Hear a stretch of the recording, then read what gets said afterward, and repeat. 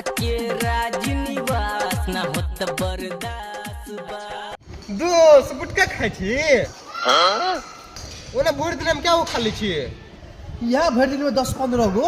ओ 15 गो महीना में तब 450 गुटखा खा ली छी तू?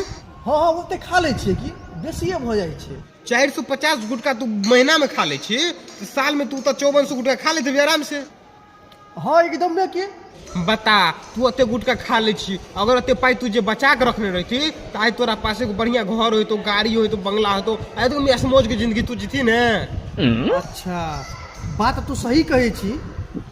एगो बात बता, तू गुटखा खाई छी? बक एने काम कर छी कि गंदा चीज सब हम खाई छी, एहि सब से हम बहुते दूर रहे छिए।